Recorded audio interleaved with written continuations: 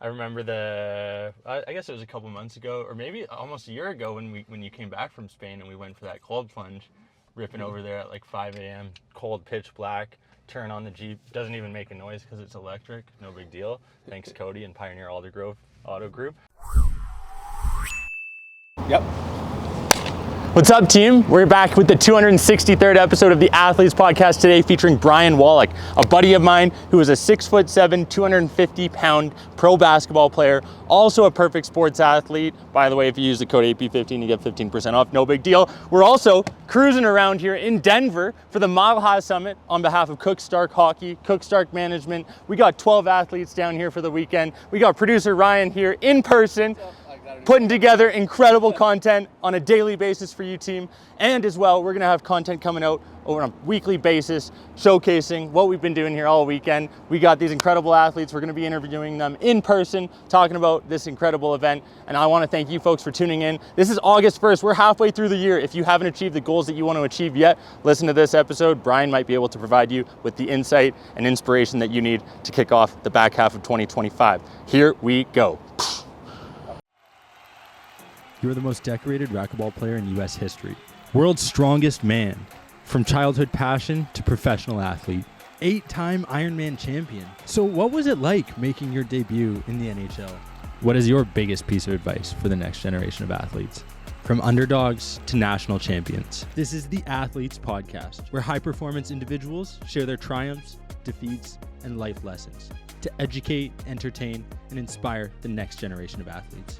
Here we go. Well, you know who, he was on a podcast talking about this, I think with like the Diary of a CEO guy, but MrBeast was talking about how he trains clones of himself. Did you hear that? Yeah. So now he has like 2 of them that are like a year and a half, 2 years in, that know everything that he does, make decisions on his behalf and such. Yeah, he's pretty a cool. mini MrBeast. Dude, that was a freaking workout, hey? It's okay. We didn't go through it all. 3 sets less than what you normally do during a typical leg day. 3 exercises less. 3 extra exercises less. Split squats. We were going to do barbell RDLs like on the Smith, and then we were also going to do another calf. But it's deload week, and David's with you, so you're taking it easy on me. Yeah, and honestly, it helped me because I would have done all that, and I wouldn't have felt good tomorrow and then going into Monday, so. There's a fine line with working out because you also need to be able to perform the next day or the day after for your sport sometimes, right? Like obviously right now, off season, you're training, you're trying to add size, but during the season, athletes who are training all the time, you got to make sure that you're also prepared to perform the next day and not just giving it 100% 24/7, 365. It's a big reason why, like in the professional sports, they have them do their weight training sessions right after they finish, like on the basketball court. Yeah. And you've seen those viral videos, like James Harden dropping 45 points and then he's doing split squats right after. Yeah. They pair the stimulus within the same like 2-hour time span, so then you don't get clocked the next day when you're supposed to do it. Yeah, my cousin Matthew plays for the Moose Jaw Warriors in the WHL. He was just part of the Canucks development camp here in Vancouver, and he was running the grouse grind with the Sedins, getting after it. Finished 4th, no big deal. And it was watching their games this year. Afterwards, they would always train and then come out sweaty, and you're like, man, dude, I just want to come give you a hug post game and smelling like ass. But they're busy training, right? What's that? Like, are they doing that? Yeah, same thing. Post game train. And a lot of people, even like Zach Zillner, who I had on the podcast, you're familiar, coach for Miami, strength and conditioning. He has their athletes train prior to practice to get that stimulus before working out, before jumping. You can actually fire up those muscle fibers a crazy amount prior and increase performance. So that's what I'm trying to do with like Earl Marriott junior boys basketball. Get them do weights before. Yeah, a little bit, you know. I don't know. I feel like you've talked about that too. You started lifting. You gained like 50 pounds within a few years. You've just been doing shoulders every day. Micro-dosing shoulders, as you call it. Like, it's a big thing with genetics, but I think a big reason I put on so much weight so quickly is I had a really high calcium diet and vitamin D diet with like just a lot of milk products. Really? And that paired with a lot of plyometrics, like the bone density just like gets so much thicker. Really? So, like, a perfect example, I have a buddy, he's like same height as me.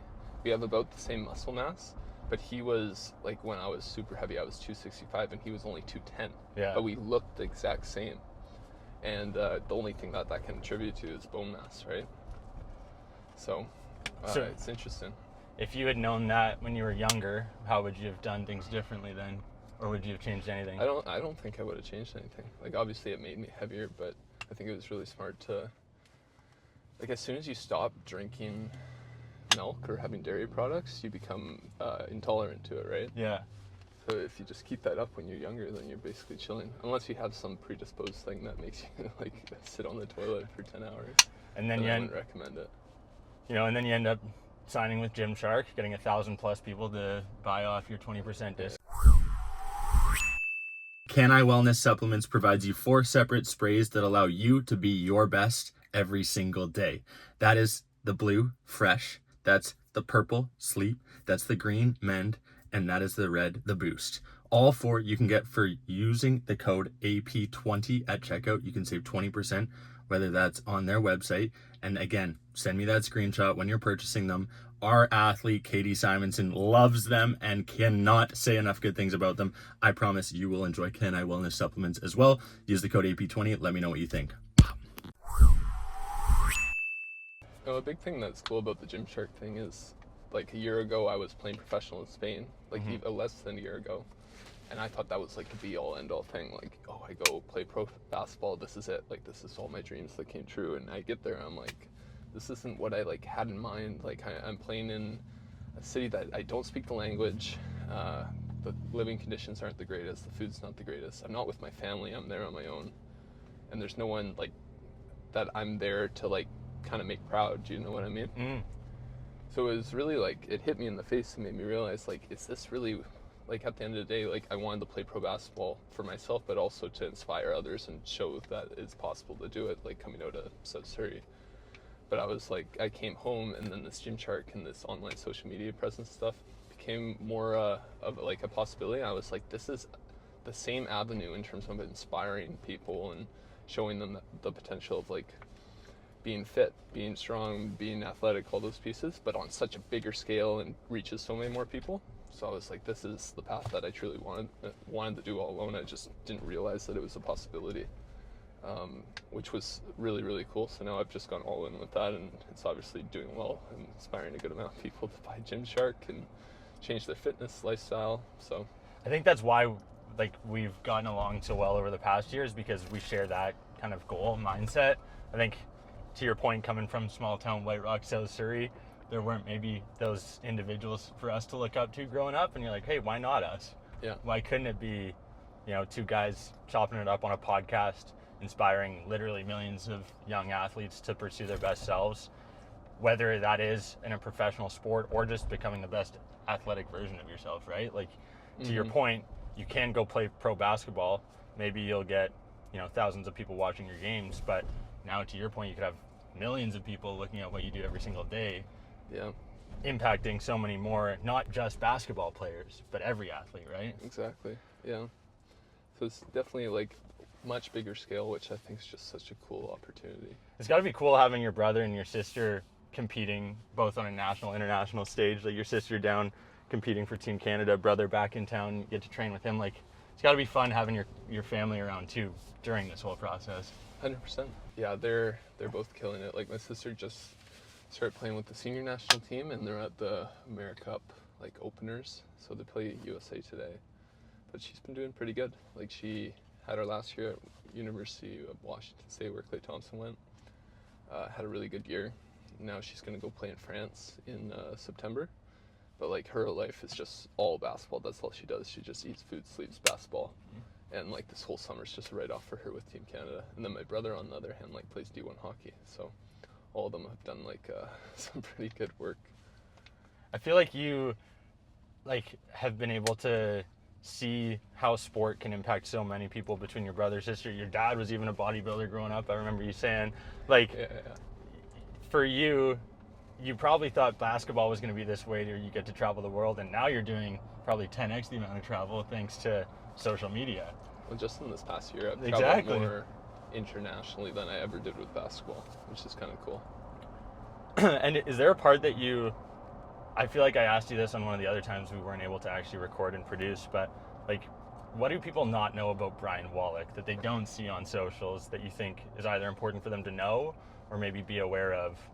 You know, because everyone sees social media, 500,000 followers, but they don't necessarily see the fact that, you know, it takes a lot of time, effort, energy behind the scenes to produce the quality of content that you put out. Yeah, I think that's just the main thing. I don't think, like, I show most of my life online, which is probably one of the downsides to the whole social media thing, which is a very small downside. Like, sharing parts of your life isn't like the end of the world. But yeah, the one thing that I think people don't realize is that, like, they see the videos that I put up and they're like, oh, like, you're just lucky genetics wise, which I am. Like, I got blessed with height and some pretty good, like, muscle genetics, but like the amount of work I put in per day to make everything kind of go round. Like, yeah, I don't hang out with a lot of people. I kind of just work in my room. I do minimum like 12-hour days. So that's stuff that people don't see, other than like the 15-second transformation clips I put online to inspire people. Yeah, or they'll see like the day in the life video that highlights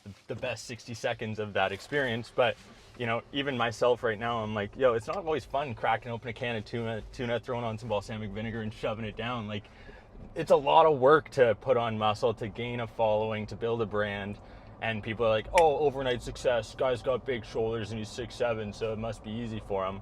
And like, that's part of what I want to do with the podcast, is peel back the layers of the onion so people realize, like, this is what Brian had to do over 10 years to get to this point, not just have blessed genetics, right? Yeah, like, obviously that helps, but yeah, definitely put in a good amount of time. And the diet thing's huge. The one thing I always think about, and this is like the sentence, or I guess paragraph that I kind of stick to, is that, like, when your life's kind of all said and done, I always say this to myself, and I'm looking at that person that's like the best potential of myself. Mm-hmm.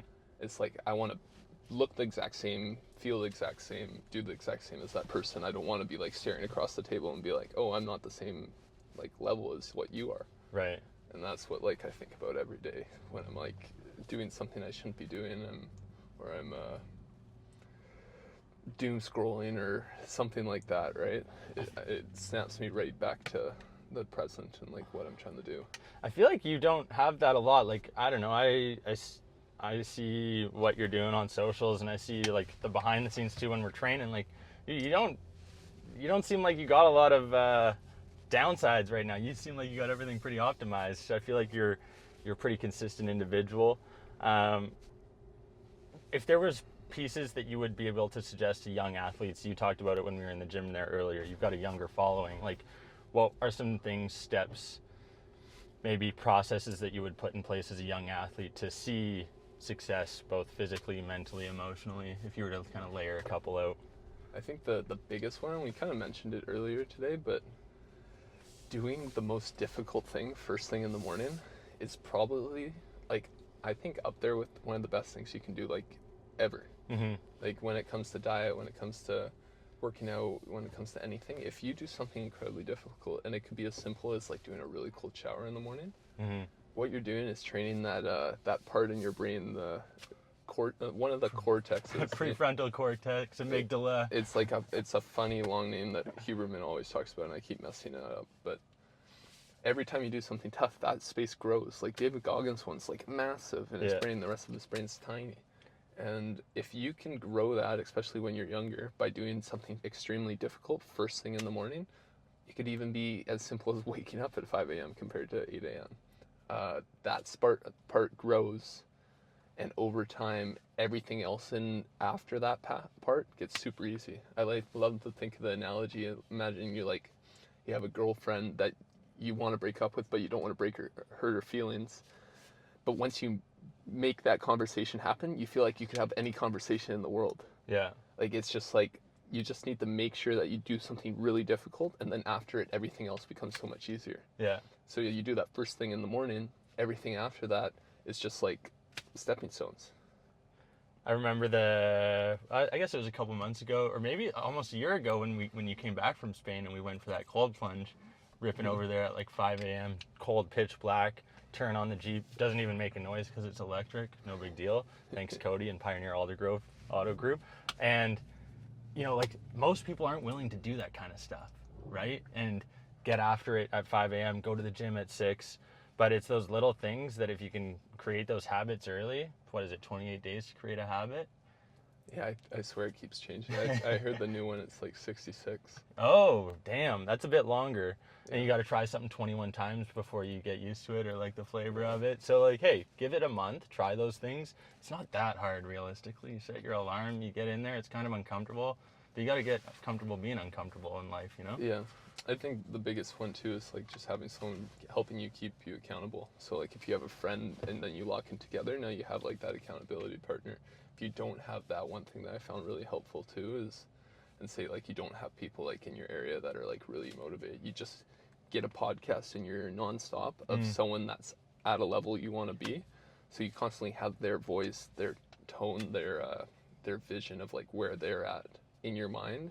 And that's kind of like that accountability partner by your side, right? Yeah, I was experiencing that today in the gym, lifting double the amount that I'm used to because I got this absolute mammoth beside me. You folks are getting Brian Wallack here on the Athletes Podcast. Big shout out goes to you for coming on for like the 40-second time. Hey, we're going to be doing lots more. This is the best part. We're here in South Surrey, Vancouver. We're going to be getting a ton of athletes here locally coming on the pod in our new studio. Brian's going to be co-hosting. It's going to be a blast. Perfect Sports is going to be sending more supplements. We're going to be absolutely buzzing thanks to the Altered State. Brian, what should we leave people with here today on this fine Saturday with Gymshark being 20% off thanks to B-Wall? I got another quote. If nothing changes, nothing changes. Simple, to the point, and then got some layers to it. You like that one? I love that one. Because, man, we are in a society now where people are comfortable being stagnant. And I know you and I don't have that. So let's keep getting after it. Let's keep inspiring others. Thank you, folks, for tuning in. This has been another episode. We'll see you next week. And we'll see more of Brian coming on. Peace.